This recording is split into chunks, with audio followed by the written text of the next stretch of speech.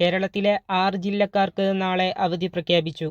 വിശദമായി നോക്കാം. ആദ്യം തന്നെ വീഡിയോ ലൈക്ക് ചെയ്ത് കാണുക. ചാനൽ സബ്സ്ക്രൈബ് ചെയ്യാത്തവർ സബ്സ്ക്രൈബ് ചെയ്ത് തൊട്ടടുത്തുള്ള ബെല്ലൈക്കൻ എനേബിൾ ചെയ്യുക. വിളവെടുപ്പ് ഉത്സവമായ പൊങ്കൽ പ്രമാണിച്ച് കേരളത്തിലെ 6 ജില്ലകൾക്ക് സംസ്ഥാന സർക്കാർ നാളെ, അതായത് ജനുവരി 15 വ്യാഴം, പ്രാദേശിക അവധി പ്രഖ്യാപിച്ചു. തിരുവനന്തപുരം, കൊല്ലം, പത്തനംതിട്ട, ഇടുക്കി, പാലക്കാട്, വയനാട് എന്നീ ജില്ലകളിലെ സർക്കാർ ഓഫീസുകൾക്കും വിദ്യാഭ്യാസ സ്ഥാപനങ്ങൾക്കുമാണ് അവധി നൽകിയിരിക്കുന്നത്. അയൽ സംസ്ഥാനങ്ങളായ തമിഴ്നാട്, ആന്ധ്ര, തെലങ്കാന എന്നിവിടങ്ങളിൽ പൊങ്കൽ പ്രമാണിച്ച് നീണ്ട അവധിയാണ്.